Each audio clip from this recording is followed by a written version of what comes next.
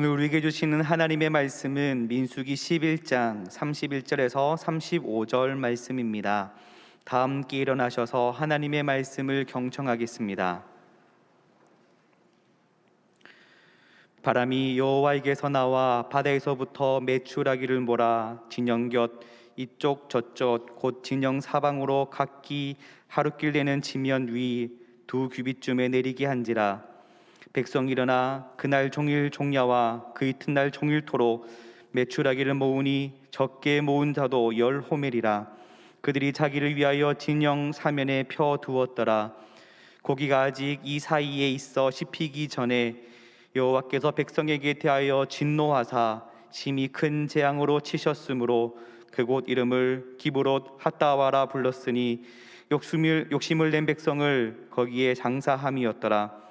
백성이 기브롯 핫다와에서 행진하여 하세롯에 이르러 거기 거하니라. 이것은 하나님의 말씀입니다. 아멘. 귀한 찬양 고맙습니다. 가정 문제로 어려움을 겪는 부부가 있었습니다. 남편이 문제를 해결할 방법은 없고 해결할 능력도 없고, 그래서 외로운 마음에 공원에 벤치에 앉아서 여러 가지 생각을 많이 했습니다. 그러다 문득 생각이 난 듯이 수첩에서 뭔가를 꺼냅니다. 바로 자기 아내의 사진이었습니다. 아내의 사진을 물끄러미 오랫동안 쳐다보면서 이런 마음을 가졌습니다. 내가 이 여자하고도 지금까지 살아왔는데 못하는 게 뭐가 있겠어. 그렇게 위로를 받고 힘을 얻고는 다시 그 공원을 떠났습니다. 그 시간에 한편 그 아내는 다른 공원에서 동일한 마음으로 벤치에 앉아 있었습니다. 낙심 중에 어떻게 하면 좋을지, 그러다가 뭔가 생각났는지 핸드백에서 지갑에서 사진을 하나 꺼냅니다. 남편의 사진입니다. 물끄러미 이렇게 쳐다봅니다. 보더니 내가 이것도 인간 만들어서 지금까지 살았는데, 그러면서 용기를 내가지고 다시 일어나서 걸었다는 것입니다. 우리는 인생을 살다 보면 어려운 문제 많이 직면하게 됩니다. 그때 여러분들은 어떻게 그 문제를 풀어가십니까? 오늘 본문에 나오는 이스라엘 백성들은 그 위기와 어려움 때 하나님께 진노를 사는 선택과 결정을 하게 됩니다. 그러면서 오늘 이 본문은 우리에게 우리가 어려움을 만날 때에 어떻게 그 어려움을 극복해야 될지 영적인 지혜를 우리에게 알려주고 있습니다. 이스라엘이 애굽을 떠나서 3개월쯤 지나서 시내산에 도착했습니다. 시내산에서 거기서 하나님의 율법을 받고, 그리고 성막에 대한 지도도 성막을 짓고, 그렇게 있다가 11개월 정도 머물다가 그들이 다시 광야길로 들어갑니다. 한 3일쯤 갔을 때에 그들 가운데 일부분 작은 곳에서부터 불평이 쏟아져 나오기 시작했습니다. 그것은 먹는 것에 대한 불평이었습니다. 우리가 지금까지 만나밖에는 먹지 못하지 않았는가. 그 불평이 다른 불평으로 이어지면서 그 불평이 퍼져나가기 시작했습니다. 하나님께서 그 불평이 시작된 곳에 진영을 불살랐습니다. 사람이 죽었습니다. 그 불평은 잠잠했지만은, 그 사람들은 죽었지만 그 사람들이 남긴 불평의 씨앗은 이스라엘 백성들 속에 번져나가기 시작했습니다. 그리고 결국은 하나님이 진노하시는 그 결과를 이루게 된 것입니다. 자, 어려운 일, 힘든 일, 그것 자체가 우리를 어렵게 만드는 것이 아니라 그 가운데서 우리가 어떻게 선택하며 어떤 결정을 해야 바르게 그 어려움들을 이겨나갈 수 있는가. 인생의 광야를 살아가는 우리에게 그 광야를 무사히 통과해 나갈 수 있을까. 우리 그 마음을 안고 오늘 이 말씀을 함께 묵상할 수 있었으면 좋겠습니다. 어려움이 내 인생 속에 찾아올 때, 그 마음속에 자기가 힘들 때 첫 번째 가져야 될 마음이 뭐냐면 과거에 도우신 하나님의 은혜를 기억해야 됩니다. 과거에 도우신 하나님. 우리의 현실의 어려움과 문제들이 내 마음에 찾아올 때 제일 먼저 해야 될 것은, 의식적으로 우리가 노력해야 될 것은 과거 속에 베푸신 하나님의 은혜를 찾아야 됩니다. 기억해내야 됩니다. 이스라엘은 여기까지 인도해 주신 하나님의 은혜를 망각하고 애굽에 있을 때 먹던 생선과 오이와 참외와 부추와 파와 마늘 먹은 것만을 기억했습니다. 그들이 애굽의 박해로 고통과 그리고 절망 가운데 울부짖고 구원해달라고 부르짖던 자기들의 옛 모습은 기억하지 못했습니다. 그리고 비참하고 희망 없던 그들에게 주님께서 이적과 기적을 통해서 그들을 구출해낸 그 하나님의 놀라운 은혜에 대한 것도 그들은 기억해내지 못했습니다. 인간의 힘으로는 건널 수 없는 바로 이 홍해를 건너게 한 것도 그리고 그들을 압제하던 애국 군대가 물속에 수장되는 것도, 이 모든 일도 그들이 불렀던 홍해 강가에서 불렀던 그 노래, 홍해 바닷가 옆에서 불렀던 그 감격의 노래도 그들은 기억해내지 못했습니다. 아말렉과의 전투에서 승리하게 하신 것도, 그들이 찬양하고 기뻐하고 즐거워했던 이 모든 것도, 마라의 쓴물을 다물로 바꾸어줬던 것, 지금까지 광야의 여정을 돌아보면 하나도 하나님께서 이적과 기적을 베푸시지 않은 것이 없는데, 은혜로 살아왔는데 불구하고 그들이 기억해낸 것은 바로 애굽에서 먹었던 마늘과 후추와 생선만 기억해내고 만나밖에 못 먹었다는 그 사실들만 기억해내면서 하나님 앞에 불평을 쏟아냈습니다. 하나님은 그뿐만 베푸신 게 아니었습니다. 바로 그 가치 없고 희망이 없는 그 백성들을, 하나님이 인도해 내신 그 백성들과 하나님은 언약을 맺습니다. 여러분은 계약을 맺을 때 어떤 사람하고 계약을 맺습니까? 가능성이 있는 사람 아니겠습니까? 그리고 나에게 도움될 만한 사람 아니겠습니까? 하나님은 아무 가치 없는 이스라엘 백성들, 세상에서도 기억하지 못하는 버려진 이 백성들, 이 노예를 대상으로 계약을 맺습니다. 존귀하신 하나님께서. 그리고 그들을 내 백성으로 삼겠다고 말씀하십니다. 거룩한 백성이 되겠다고 말씀하십니다. 제사장의 나라로 삼으셔서 바로 이 백성을 통해서 열방을 축복하겠다는 그런 언약을 맺게 됩니다. 이 모든 것이 하나님의 은혜였습니다. 그러나 그들에게 오직 눈앞에 보여지는 현실의 문제만을 보면서 하나님께 불평하고 원망하는 것입니다. 불평이 일어날 수밖에 없죠. 힘든 가운데서. 이들이 어떻게 불평했는지 자세히 나오진 않지만 민수기 11장 1절에는 이렇게 말씀합니다. 여호와께서 들으시기에 백성이 악한 말로 원망하며 여호와께서 들으시고 진노하사 여호와의 불을 그들 중에 붙여서 진영 끝에 사르게 하시매. 자, 하나님을 향하여 악한 말로 불평한 것, 지금까지 이 백성들은 불평하면서 원망하면서 여기까지 왔습니다.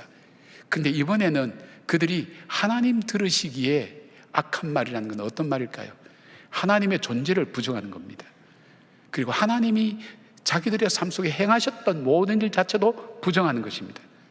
그리고 하나님 안에 감사의 마음도 전혀 인정하지 않고 받아들이지 않은 악한 것이라고 그렇게 말씀합니다. 하나님의 은혜를 전혀 생각하지 않는, 자기들의 문제만을 생각하고 어려운 것만 바라보면서, 그리고 거기서 나오는 자연스러운 이 반응인 바로 이 불평과 원망만이 그들이 쏟아내고 있는 겁니다. 광야에서 소망을 보다라는 저자인 이한영 교수님이 책에 재미있는 얘기 나오는데, 고양이가 쥐를 잡아먹을 때에 구멍에서 상 나오면 고양이가 딱 잡습니다. 그런데 한 번에 잡아먹지 않는다고 그래요. 좀 가지고 놀다가 탁 놔주면 쥐는 쥐구멍으로 다시 쏙 들어간답니다. 그럼 고양이는 안 가고 가만히 있으면 조금 있다가 다시 쥐가 나온답니다. 그럼 또 잡습니다. 또 갖고 놉니다. 괴롭히다가, 그리고 놓아주면 또 쥐구멍으로 쏙 들어갑니다. 좀 있으면 또 쥐가 또 나옵니다. 그렇게 몇 번 반복하다가 결국 쥐를 잡아먹는다는 것입니다. 이것을 신기하게 여긴 학자들이 연구를 했습니다. 연구를 했더니 왜 쥐가 저 고양이에게 죽을 수밖에 없다는 것을 경험을 하고도 왜 쥐구멍 밖으로 나올까 했더니, 쥐가 기억하는 단기 메모리가, 기억력이 3분밖에 되지 않는다는 겁니다. 3분만 지나면 다 잊어버린다는 거예요. 그래서 언제 그랬다는 듯이 새롭게 나온다는 거예요. 좋은 건지 나쁜 건지는 모르겠습니다. 여러분, 우리는 하나님의 은혜를 얼마 동안 기억하고 있습니까? 얼마 동안 간직할까요? 우리가 하나님께서 내게 베푸셨던 은혜를 어떻게 할까요? 우리는 하나님 은혜로 믿음으로 구원을 받았습니다. 하나님의 소유된 백성, 이 제사장의 나라, 거룩한 백성이 되는 영광을 선물로 받았습니다. 이 언약의 과정까지 우리로 하여금 하나님을 보게 하셨고 알게 하셨고 믿게 하신 많은 이적과 기적을 우리도 알지 못하는 하나님께서 은혜를 많이 베푸셨습니다. 그런데 정작 하나님께서 세워나가시는 인생 광야 학교로 인도하면 어려움을 당하는 순간 하나님의 은혜에 대해서 기억하지 못하고 단 3일도 되지 않아서 그들은 불평하고 원망하기 시작한 것입니다. 요나는 그가 하나님 명령을 어기고 다시스로 가다가 풍랑을 만나 바다에 던져졌습니다. 하나님께서 큰 물고기를 준비하셔서 요나를 삼켰습니다. 여러분, 큰 물고기 뱃속을 낭만적으로 생각하지 마기를 바랍니다. 요동칩니다. 멀미도 나겠죠. 썩은 냄새들이 막 날 겁니다. 여기저기 흔들리면서 생존하기에 바빴을 겁니다. 그런데 그는 이렇게 얘기합니다. 요나서 2장 7절에서 9절. 내 영혼이 내 속에서 피곤할 때에 내가 여호와를 생각하였더니 내 기도가 주께 이르러 싸우며 주의 성전에 미쳤나이다. 거짓되고 헛된 것을 숭상하는 모든 자는 자기에게 베푸신 은혜를 버렸사오나 나는 감사하는 목소리로 주께 제사를 드리며 나의 소원을 주께 갚겠나이다. 구원은 여호와께 속하였나이다 하니라. 그는 더 공고하고 위기 중에 생존의 문제로 시시각각으로 닥치는 위험의 문제 앞에 거기에 머물러 있지 않고 그 순간에 하나님을 기억해냈습니다. 그리고 하나님의 은혜를 생각했습니다. 그의 성소를 생각했습니다. 그리고 하나님께 감사하며 소원을 하나님께 갚아드리겠다고 약속합니다. 자기 기도가 하나님께 상달됐다고 그렇게 믿고 있습니다. 그러자 하나님은 요나를 다시 구원하셔서 새로운 출발을 하게 하셨습니다. 심리학자 프로이드 이론 중에 주둔군 이론이라는 것이 있습니다.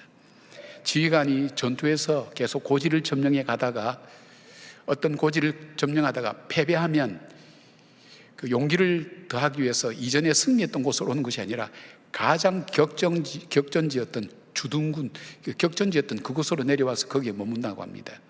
왜냐하면 그곳은 가장 많은 격전이 있었기 때문에 거기에는 이길 수 있는 모든 장비와 인적, 물적 자원이 그곳에 풍성하게 남아있다는 것입니다. 그곳에 와서 장비를 다시 세워나갑니다. 인적 인원을 보충받습니다. 그리고 다시 승리하며 나간다는 것입니다. 이것이 심리학의 이론에서도 적용이 되었습니다. 사람은 어려움을 닥칠 때, 힘든 일을 닥칠 때, 실패했을 때 자기가 가장 어려웠던 순간으로 되돌아간다는 것입니다.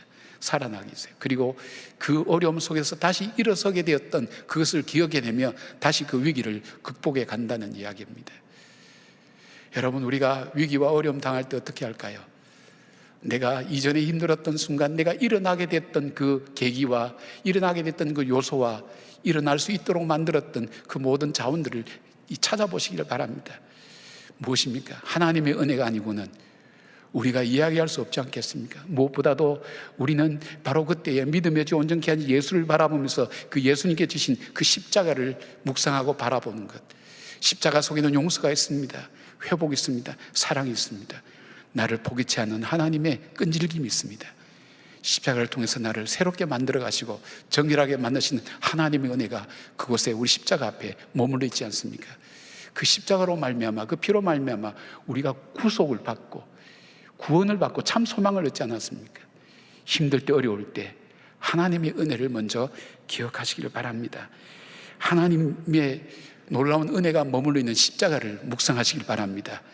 그리하여서 염려가 여러분을 지배하도록, 불평이 여러분 입술 속에서 터져나오도록 두지 마시고 빨리 과거에 도우셨던 하나님, 여기까지 오기까지 인도하셨던 그 하나님을 기억해내시면서 그 하나님의 은혜를 다시 찾는 여러분들 되시길 바랍니다. 두 번째는 뭘까요? 두 번째는 현재 베푸시는 하나님의 은혜를 깨달아야 됩니다. 제가 깨달아야 된다고 말씀드린 이유는 하나님 은혜가 여전히 있는데도 불구하고 그걸 깨닫지 못하면 하나님 은혜가 있는 줄 알지 못하기 때문에 그걸 깨달아야 됩니다. 이스라엘 백성의 광야 생활은 기적의 연속이었습니다.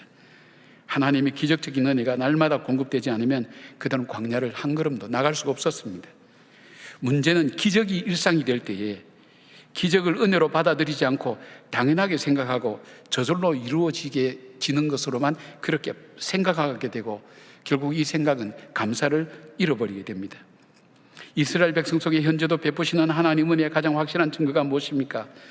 낮과 밤의 불기둥과 구름기둥으로 그들이 뜨거운 향을 가려주게 하시고 밤에는 불을 밝혀서 따뜻하게 하시면서 그들로 하여금 그 광야길을 걸어가게 하시는 하나님, 만나로 매일 아침 먹이시는 그 하나님, 그 하나님이 현재도 동일하게 이 어려움 가운데서도 동일하게 그 하나님의 은혜는 지금도 내리고 있지 않습니까?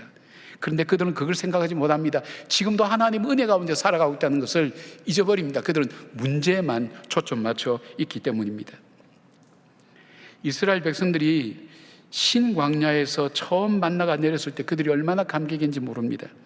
출애굽기 16장 14절에 그 이슬이 마른 위에 광야 지면에 작고 둥글며 서리 같은 것이 있는지라. 그리고 15절에 이스라엘 백성이 놀라고 감격하며 이것이 무엇이냐 외쳤습니다. 만나라는 이름이 이것이 무엇이냐라는 뜻입니다. 만나가 처음 내릴 때 있을 수 없거든요. 이슬이 내리고 난 다음 그것이 동글동글한 어떤 것이 생겨서 이걸 가지고 떡을 만들어 먹기도 하고 뭐 여러 가지 다양하게 먹으면서 이게 무슨 일이 이런 일이 있느냐, 기적과 이적에 감격하는 기쁨이 있었습니다. 감사가 있었습니다. 근데 조금 시간이 지나면서 민수기 11장 8절에 오면 그들이 이렇게 얘기합니다. 그 맛이 기름 섞은 과자 맛 같았더라. 앞에하고는 영 다릅니다. 감격도 없습니다. 그리고 그들 속에 놀라는 것도 없습니다. 놀라지 않죠. 처음엔 놀랐죠. 당연하게 생각하는 거죠. 좀 더 시간이 흘러서 민수기 21장 5절에 가면 이럽니다. 우리 마음이 이 하찮은 음식을 싫어하노라 하며, 하나님이 주신 이 만나, 히브리어의 정관사 하를 붙여서 하켈로켈 이런 말입니다. 이 하켈로켈의 뜻은 뭐냐면 그 하찮은 것.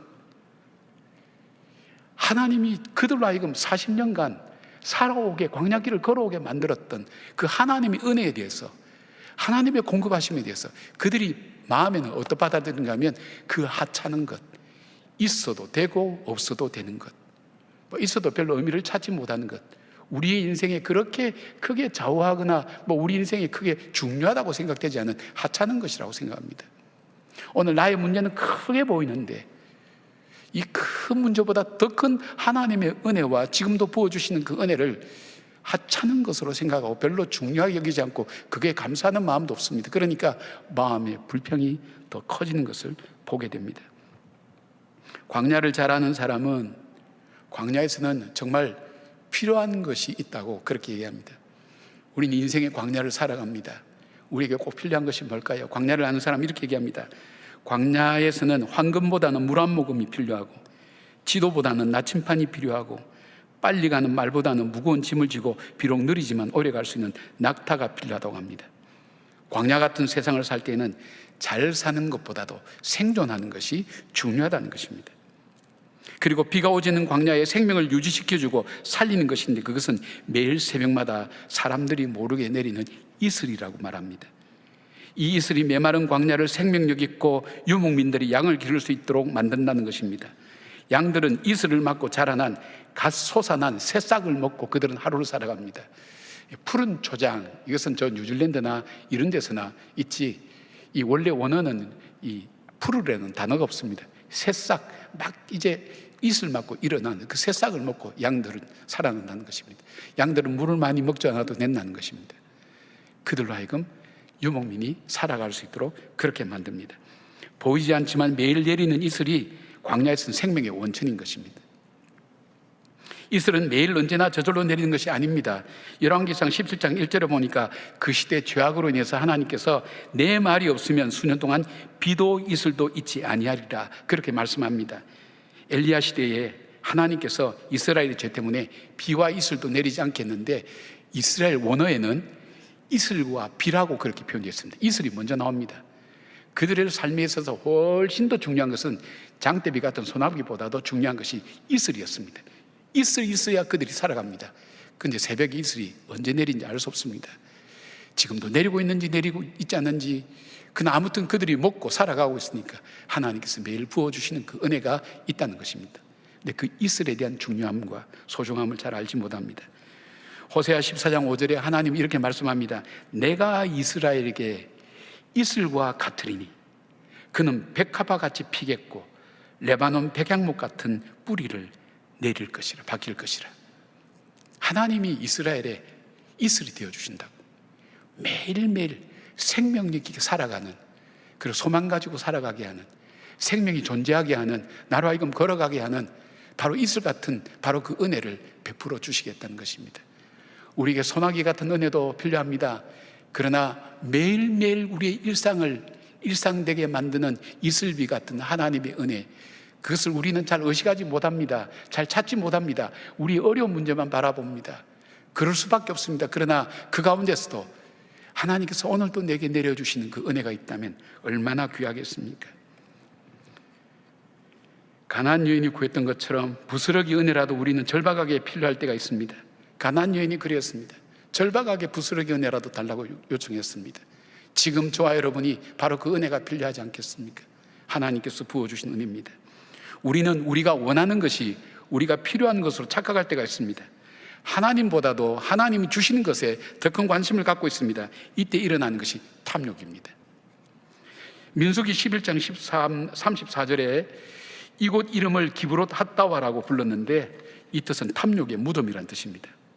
탐욕은 오늘도 광야길을 걸어가는 이슬비처럼 내리시는 하나님의 은혜를 보지 못하게 만듭니다.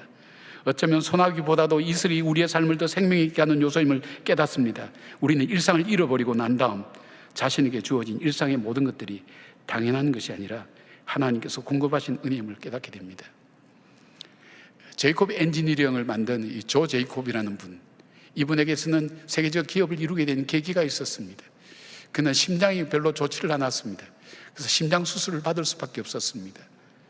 심장 수술을 할 때 그가 생존할 확률은 반반이었습니다. 수술이 되었습니다. 그가 깨어났던 중환자실에 마취가 깨면서 너무 고통스러워서 그 중환자실에서 고함을 지릅니다. 나 좀 아프지 않게 해달라고, 진통제 좀 달라고 막 고함을 지릅니다. 막 고함을 치고 진정하지 못할 때 간호사 한 사람이 와서 이렇게 얘기합니다. 그 눈을 바라보면서, 제이콥 씨, 당신은 수술 전에 살 것인지 죽을 것인지 몰랐습니다. 당신이 지금 아프다는 것은 바로 살아있다는 증거가 아니겠습니까? 그 얘기를 듣는 순간 그것이 자기 삶의 어떤 모토처럼 그렇게 박혀왔습니다. 그렇지, 내가 살아있기 때문에 이 고통을 느끼는 거지. 죽었다면 이 고통 없었을 거예요. 살아있기 때문에 내가 살아있구나. 그것이 그로 하여금 어떤 절망 가운데서도 포기하지 않고 일어서게 된 계기가 되었다고 합니다. 옛날에 청교도들은 이런 기도를 드렸다고 합니다. 하나님, 우리에게 많은 축복을 주셔서 감사를 드립니다. 그러나 한 가지만 더 구하는 것을 용서하소서. 우리에게 축복을 축복으로 깨닫고 감사할 수 있는 마음을 주옵소서. 우리가 필요한 기도가 아닐까요? 광야를 지날 때는 이슬같이 내려주신 은혜를 감사해야 됩니다. 소낙비로 베푸신 은혜뿐 아니라 매일매일 내 삶에 공급해 주시는 보이지 않는 이슬비 같은 하나님의 은혜를 발견할 수 있어야 됩니다. 느헤미야 9장 21절에 보니까 백성들이 죄를 회개할 때 신앙 고백으로 증거된 말씀이 이렇게 됩니다. 40년 동안 들에서 기르시되 부족함이 없게 하심으로 그 옷이 헤어지지 아니하였고 발이 부르트지 아니하여 싸우며, 그렇게 고백하면서 바로 그들이 불평하고 원망했던 것을 바로 후대의 사람들이 돌아보면서 하나님 앞에 회개를 합니다. 일상 속에 주셨던 하나님의 은혜를 발견하지 못하고 불평과 원망으로 그 광야 생활을 살았던 자기들의 조상들의 죄를 회개하고 있는 겁니다. 어쩌면 오늘도 우리가 어려움과 힘든 일을 직면하고 있지만, 그러나 이 가운데서도 하나님의 끊임없는 은혜가 우리 가운데 있지 않을까요? 하나님의 은혜가 오늘 우리 가운데 이슬비처럼 나도 모르게 내 삶을 오늘 지탱해주고 붙들어주는 어떤 힘이 있지 않을까요? 고통과 아픔만 있을까요? 사랑하는 여러분, 모든 것이 저절로 되는 것은 없습니다. 당연한 건 없습니다. 하나님의 은혜가 아니면 나올 수가 없습니다. 저도 건강을 잃어보니까 평소에 건강하게 있다는 것이 얼만큼 감사한 일인가. 벽에만 되면 잠을 들었는데 이게 베개를 베고 약을 먹어도 잠이 안 오는 거예요, 여러분. 그래서 제가 그런 거예요. 잠잘 수 있다는 것도 참 하나님 은혜구나. 깰 수 있다는 것도 하나님 은혜구나. 내가 입맛을 느끼는 것도 하나님 은혜구나. 내가 걸어서 다닐 수 있다는 것도 하나님 은혜구나. 전에는 참 불쌍하게 봤어요. 이렇게 좀 절뚝절뚝하면서 걷는 부분. 요즘은 그럽니다. 저분은 그나마 걸을 수 있어서 참 감사하겠다. 사랑하는 여러분, 오늘도 우리는 없는 것, 안 되는 것, 해야 될 것, 이런 것만 우리 마음으로 가득 채우지 마시고 내 속에 있는 것, 하나님 주시는 은혜, 부어주신 은혜를 우리가 함께 기억하면서 현재 오늘도 부어주시는 하나님의 은혜를 깨달아야 됩니다. 성령께서 깨닫게 하시기를 원합니다. 그 은혜 가운데서 찬양하는 여러분 되시기를 주님의 이름으로 축복합니다. 자, 시련과 어려움이 올 때 우리가 그것을 극복하는 영적 지혜, 첫 번째는 과거에 베푸신 하나님의 은혜를 생각하라 그랬습니다. 두 번째는 현재 베푸시는 하나님의 은혜를 깨달으라 그랬습니다. 세 번째는 소망으로 약속하신 하나님의 은혜를 붙잡아야 됩니다. 하나님께서는 애굽의 노예로 430년간 있던 이스라엘 백성을 출애굽시키시고 시내산까지 인도하셔서 언약을 맺으셨습니다. 출애굽기 19장 5절 6절에 이렇게 말씀합니다. 세계가 다 내게 속하였나니 너희가 내 말을 잘 듣고 내 언약을 지키면 너희는 모든 민족 중에서 내 소유가 되겠고 너희가 내게 대하여 제사장 나라가 되며 거룩한 백성이 되리라. 너는 이 말을 이스라엘 자손에게 전할지니라. 이 말씀 앞에 8절 백성이 일제히 응답하여 이르되 여호와께서 명령하신 대로 우리가 다 행하리이다. 모세가 백성의 말을 여호와께 전하며 하나님께서는 노예로 살던 이스라엘 백성, 희망도 없고 미래가 없고 고통과 바로의 치하에서 살아있던 이스라엘 백성을 구원해내셨습니다. 그리고 그 백성을 모든 민족 중에서 하나님의 보물 같은 존재로 삼으시고 거룩한 백성으로 만드시겠고 제사장의 나라로 열방 중에 세우시겠다는 약속을 주시고 언약을 맺었습니다. 하나님과의 이스라엘 백성의 언약은 영원한 것이었습니다. 하나님께서는 이 언약을 따라서 언약을 이루기 위해서 바로 희망 없는 이 존재를 하나님 보부로 만들어 가시기 위해서 하나님은 가나안 땅으로 인도하고 계시는 겁니다. 문제는 가나안 땅에 이르기 전까지 광야를 지나야 한다는 것입니다. 왜 광야입니까? 이 광야는 하나님의 언약을 이루기 위한 과정이었습니다. 그렇다고 광야가 최종적인 목적지는 아닙니다. 이 가나안이 최종적인 목적지는 아닙니다. 이들이 광야를 통과하고 가나안 땅에 들어가서 그들은 하나님의 소유된 백성뿐 아니라 제사장의 나라로 열방을 축복하는 축복의 통로로 쓰임받는 삶을 사는 것, 바로 거기가 삶의 현장이고 사역의 현장이라는 것을 보게 됩니다. 그런데 이 가나안 땅은 광야를 통과해서 가야 됩니다. 여러분, 고난과 시련을 겪는 사람 중에 두 가지 종류의 사람이 있습니다. 고난과 시련을 겪었기에 이 키질한다 그러죠. 시골에 가면 쭉저기를 내보낸 키질하죠.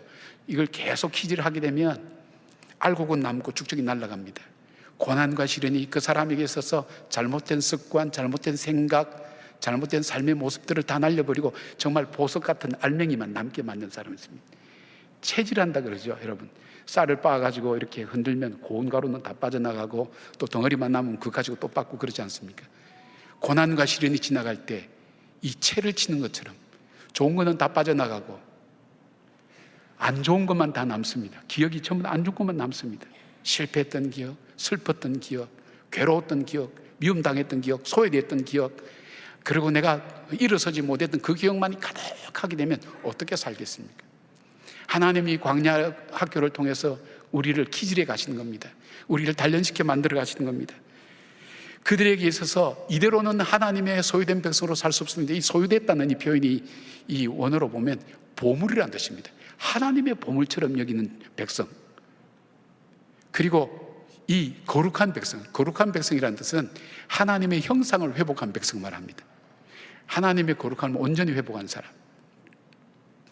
그리고 이 하나님의 이 뭡니까? 제사장의 나라는 바로 이 이스라엘 통해서 열방을 축복하시는 축복의 통로, 도구로 쓰시겠다는 겁니다. 그런데 이들의 현실은 뭡니까? 노예입니다. 노예의 정체성을 가지고 있습니다. 물질에 매여 있습니다. 세상에 매여 있습니다. 그들로 하여금 하나님의 자녀의 정체성을 갖게 만들고 하나님의 백성답게 만들기 위해서 하나님께서 반드시 준비했던 학교가 뭐냐면 광야 학교입니다. 고난과 시련을 통과할 때 그들 속에 노예의 정체성은 하나둘씩 떨어져 나가고 하나님의 거룩한 백성으로 변화되고 그 인격이 달라지고 삶의 모습이 달라지고 생각하는 것이 달라지고 보는 관점이 달라지는 것을 말합니다. 그래서 바울은 뭐랍니까? 그리스도의 장성한 분량까지 자라게 우리를 성숙시켜 만들어 간다는 것입니다. 사랑하는 여러분, 하나님은 이스라엘 백성이 이 크고 놀라운 사명을 감당하기 위해서 오늘도 한 걸음씩 한 걸음씩 광야길을 걸어가게 합니다. 광야를 통과해야만 하는 겁니다. 그러나 그들을 그냥 보내지 않습니다. 그들을 구름 기둥과 불 기둥으로 이 광야길을 인도해 갑니다. 만나와 메추라기로 먹이십니다. 사막의 불뱀과 정갈과 짐승으로부터 그리고 다른 민족들로부터 보호하셨습니다. 그래서 어떻게 만듭니까? 하나님만을 의지하게 만듭니다. 하나님만을 바라보게 만듭니다. 하나님과 더 가까이 가도록 만듭니다. 그리고 하나님을 의지하며 주님의 뜻대로 살도록 그렇게 만드는 백성으로 만들어가는 과정입니다. 여러분, 오늘 이 코로나 시대에도 주일날 빠지지 않고 예배당 예배 나와서 예배 드리는 분들, 뭐 불가피하게 영상을 드린 분도 계시겠지만은 여러분이 여기까지 오기까지 얼마나 힘드셨습니까? 이 신앙이 여기까지 자라기까지. 여러분이 보통 바쁜 분들입니까? 요즘은 백수가 더 바쁘답니다. 그래서 백수가 과로사 한다고 그럽니다. 요즘 유치원 아이들이 더 바쁩니다, 여러분. 하물며 여러분 얼마나 바쁩니까? 시간과 장소를 내어서 때로는 몇 시간 오는 분들도 있고 시간을 내서 오기까지 쉽게 여러분 여기까지 오셨습니까? 아니지 않습니까? 때로는 고통과 시련 속에 하나님만 의지하고 살아야 되겠구나. 주님만 믿고 살아야겠구나. 그리고 공급해 주시는 하나님의 은혜, 인도하시는 하나님의 은혜, 보호하시는 하나님의 은혜, 그것을 체험하고 고백할 수 있었기에 오늘 여러분 여기 올 수 있지 않았습니까? 그렇다면 이 광야길을 갈 때 우리가 붙잡아야 될 것이 무엇입니까? 이 어려움과 시련과 고난 앞에 붙잡아야 될 것은 문제를 붙잡는 것이 아니라 하나님의 언약의 말씀을 붙잡아야 됩니다. 왜냐하면 하나님이 언약대로 이루어 가신 분이기 때문입니다. 언약대로 우리를 인도해 가시는 분이기 때문입니다. 하나님은 하나님의 약속을 믿고 한 걸음 한 걸음 걸어갈 때 광야길을 통과하게 만드시는 겁니다. 바울은 이 고난을 당하는 백성들을 이렇게 위로하고 권면합니다. 로마서 5장 3절 4절에 다만 이뿐 아니라 우리가 환난 중에도 즐거워하나니 이는 환난은 인내를, 인내는 연단을, 연단은 소망을 이룬 줄 알미니라 했습니다. 시편 기자는 시편 119편 71절에 이렇게 고백합니다. 고난 당한 것이 내게 유익이라 이로 말미암아 내가 주의 율례를 배우게 됐나이다. 고난을 좋아하는 사람은 아무도 없습니다. 고난이 힘듭니다, 여러분. 광야 자체 너무 고통스럽습니다. 그러나 시편 기자는 그렇게 고백합니다. 그 고통보다도, 그 어려움보다도 더 귀한 보석 같은 주의 율례, 나의 영혼을 살게 하고 내 삶을 바르게 살아가게 하는 하나님의 그 진리를 내가 알게 되었다고, 깨닫게 되었다고, 그렇게 살게 되었다고. 시련과 고난, 여러분께서 물어보시면 제가 뭐라고 대답할까요? 제 자신에게도 대답합니다. 제가 어렵고 힘들고 어려울 때 하나님께 더 가까이 가도록, 하나님 뜻에 더 합당하게 살 수 있도록. 설교하는 목사는 좀 편안했으면 좋겠다 생각을 하나님께 기도를 많이 합니다. 체면 좀 세워달라고 얘기도 많이 합니다. 요즘 하나님 앞에. 하나님 그대로 겪게 하십니다. 그러면서 하나님을 더 의지하게 만듭니다. 여러분 낙담하지 말기를 바랍니다. 하나님의 언약의 약속의 말씀을 꼭 붙드시길 바랍니다. 고난을 이기는 힘이 무엇입니까? 하나님의 약속의 말씀입니다. 인생의 광야를 지날 때 우리는 하나님의 약속을 붙잡아야 됩니다. 시련과 어려움이 오면 붙잡지 말아야 될 것을 붙들기가 쉽습니다. 우리가 붙잡아야 될 것, 주장해야 될 것, 하나님은 그 언약을 따라 인도하시는 분, 그 하나님 언약을 붙들고 주장해야 됩니다. 하나님의 약속을 붙들고 기도해야 됩니다. 그 말씀을 따라서 한 걸음 한 걸음 광야길을 걸어갈 때 어느새 하나님은 우리의 삶을 분명히 인도해 가실 겁니다. 이 소망이 우리에게 은혜로 주어져 있습니다. 참 소망입니다. 이 소망을 붙들고 한 걸음 한 걸음 걸어갑니다. 인생의 길은 나에게 있지 않습니다. 내 인생인데 내가 가야 될 길이 나에게 달려있지 않습니다. 하나님께 있습니다. 하나님의 말씀 속에 있습니다. 소망이 있는 사람은 광야길을 걸을 힘이 있습니다. 시련을 이겨낼 수 있는 힘이 있습니다. 그러나 이 소망을 붙잡지 않으면 작은 돌뿌리 앞에도 넘어지게 됩니다. 여러분, 우리가 길을 갈 때에 이 바퀴가 굴러갑니다. 바퀴가 작으면 작을수록 조그만 구멍에도 쉽게 빠집니다. 바퀴가 크면 웬만한 구멍이 있어도 그냥 지나갑니다. 마찬가지입니다. 주님은 우리의 믿음의 바퀴를 키워나가십니다. 그래서 시련과 고난을 스무스하게 지나갈 수 있도록, 이겨나갈 수 있도록, 그리고 그 길을 갈 수 있도록 오늘도 우리를 붙들어 주시고 인도하신다는 것입니다. 저는 제 인생이 가장 힘들고 어려울 때 제게 주셨던 말씀, 자주 그 말씀을 묵상합니다. 자주 여러분에게도 말씀드렸을 줄 압니다. 이사야 41장 10절 말씀. 어떤 분은 그러더라고요. 많은 사람이 좋아해서 나는 이 말씀 안 좋아해요. 이런 분도 있더라고요. 그럼에도 불구하고 이 말씀이 힘을 줍니다. 두려워하지 말라. 내가 너와 함께함이라. 놀라지 말라. 나는 내 하나님이 됨이라. 내가 너를 굳세게 하리라. 참으로 너를 도와주리라. 참으로 나의 어려운 손으로 너를 붙들리라. 지치고 힘들 때, 낙심될 때, 내 마음속에 나도 모르게 찾아온 절망이 내 마음을 덮어서 슬프게 만들고 절망하게 만들 때 이 말씀 다시 되뇌입니다. 두려워하지 말아라. 두려워할 일들이 얼마나 많습니까? 인생 살면서 놀랄 일들이 얼마나 많습니까? 놀라지 말아라. 내가 너의 하나님이 될 것이다. 내가 너를 너와 함께 할 것이다.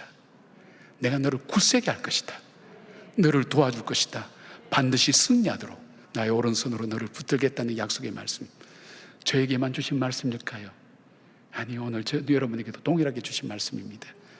여러분이 고난의 때에 붙들었던 말씀들, 낙심될 때 붙들었던 말씀, 하나님 말씀 붙드시기 바랍니다.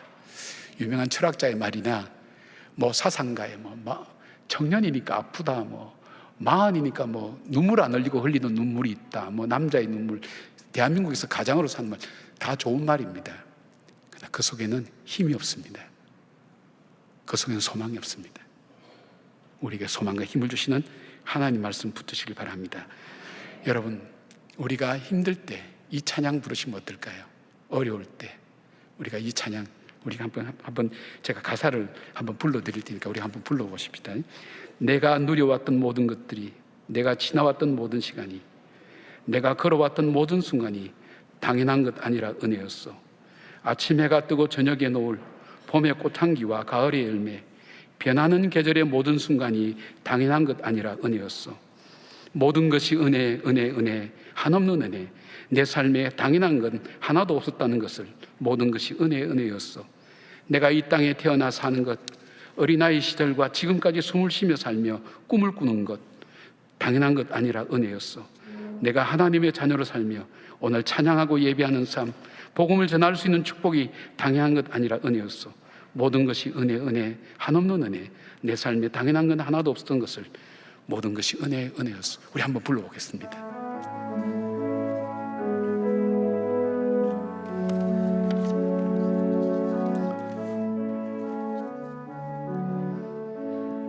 내가 누려왔던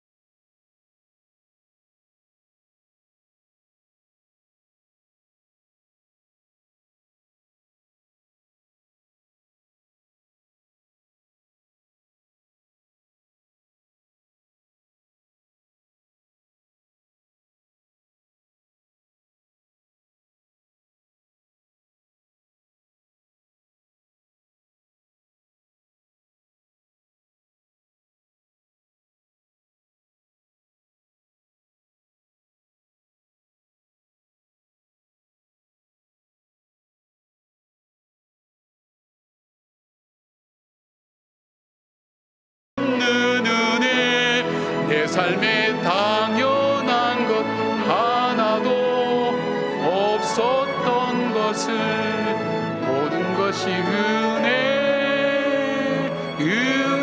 은혜였소. 우리 목소리로만 해볼까요? 모든 것이 은혜, 은혜,